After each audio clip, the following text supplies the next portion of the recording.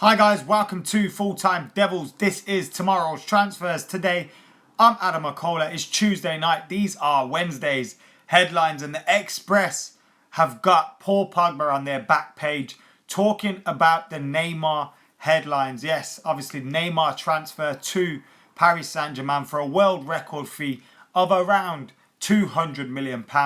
And Paul Pogba has hinted that the fees in this transfer market could take the pressure off him. But of course, is the pressure ever really off Paul Pogba? He plays for Manchester United, and no matter what he does, whenever he does something wrong, he will be scrutinised for it. But of course, all these fees that are coming in this transfer window are showing that Paul Pogba is looking cheaper and cheaper as the days go by. Now, Gylfi Sigurdsson, who's a fantastic midfielder, but at £45 million, you're seeing Paul Pogba look cheaper and cheaper. You're seeing other players going, and Paul Pogba ends up looking cheaper and cheaper. And Paul Pogba is saying the transfer fees be flying about could take the pressure off him just a little bit. How are you guys doing anyway? Hope you're all doing well. Jack Wall, how you doing? He says subscribe to Full Time Devils. And of course, hit that subscribe button. By the end of this season, we want to hit 500,000. Now, that may be a bit of a big target, and we may not hit it, but we like to set ourselves big targets here. We like to do things the hard way, and 500,000 is a subscriber target that we want to hit by the end of this season. So if you're not subscribed, then get hitting that button. We've got plenty to discuss today. Regular names popping up. Ivan Perišić, Anthony Martial, Wes Brown. Yeah, we'll be talking a little bit of Wes Brown as well. You can tell things have gone quiet at Kaya. We're talking Wes Brown and MUFC tomorrow transfers today. It's gone super quiet for Man United. Will Man United make any more signings? Will we? We've obviously brought in Lindelof, Lukaku, Matic. Will we bring in anybody else? Now, obviously, Zlatan is here, but we expect him to jump over here at some point. It may be after the transfer window closes. And a lot of people keep saying, what's going on? Who's going to be the number 10 for Manchester United? I think for this season, it will be Zlatan. That's a number that he obviously wore at PSG. Sean's in the house, Luke's in the house, Nick Crompton's in the house. We got Red Devils 2015, Ashdean, Rafe, WWE fans back as well. Russell Neon's here, Kieran Patel, Shaq7, loads of people in the house. We've got over 500 people in as well, and that is continuously growing. So of course, make sure you're hitting that like button.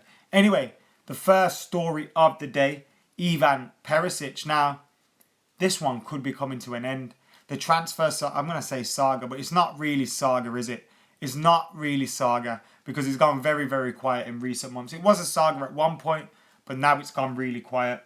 Manchester United were seemingly off-put by Inter Milan's wanting of either £50 million or Anthony Martial. And now it looks like Ivan Perišić could be signing a new contract at Inter Milan. And this is reported on Sky Sports. Now, I think Di Marzio reported that a week ago or something like that as well. So this one has been coming, this new contract for Ivan Perišić, and it doesn't surprise me. He obviously wanted a transfer. Now, I'm not saying that he wanted a transfer to United for money, because I don't think that's the case. Ivan Perišić coming to United would be a massive step up for him, and I'm sure he would have loved to join Jose Mourinho's side. But Inter Milan have managed to play hardball. They managed to keep a hold of him. And now it looks like they're rewarding him. I was going to say loyalty. It's not loyalty. They've forced him to stay.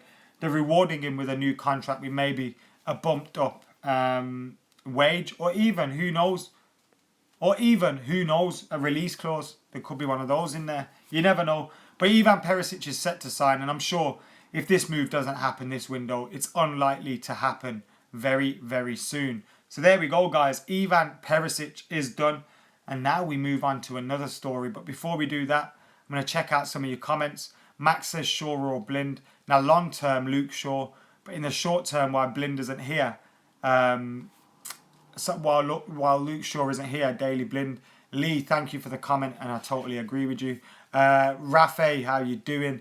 Matt Dewey says Glossop. Can't we just sign Mahrez? Says Tian. Looks like it could be set to go to Roma. Watching from Wales in full. Yes, Mason, how you doing? And Times Changes all the way in Spain. On my holiday. Oh, he's on holiday, so he's not living there. Looks like it's from the UK. Oh, Sean, thank you for jumping in the comments. And F. Perišić, we've got Tony Marshall, says Ross. Talking about Tony Marshall, Anthony Martial's cousin has hit the headlines. Yes, now we haven't heard a family member involved since I think it was Alvaro Morata's cousin. Or I don't know who it was. But anyway, Anthony Martial's cousin has been talking online on Twitter, posted a selfie of himself and Martial, and he also posted Anthony leaving on loan, not an option. Manchester United rely on him. And that is exactly what I want to hear. Now, it's the Metro that have picked up on this. But coming from his family, you'd expect it to be true. And you'd hope it would be true as well. You'd hope Manchester United are relying on Anthony Martial. Because Anthony Martial is some talent. He's a fantastically talented player. We saw it in his short cameo when he came off the bench against West Ham with a goal and an assist. And I've seen a determination in Anthony Martial to improve and prove a point at Manchester United and prove a point to Jose Mourinho this season. I hope he starts against Swansea at the weekend. And regardless of whether he does or not, I said this before the West Ham game, he is going to prove a point this season because he's an absolutely fantastic player, a fantastic talent, and he has the potential to be world class. He needs to get that consistency in his game.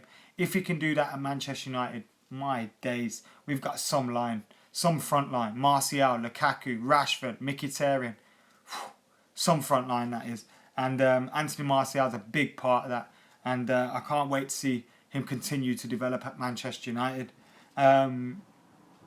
We don't need a left winger. Rate Martial so highly, says James.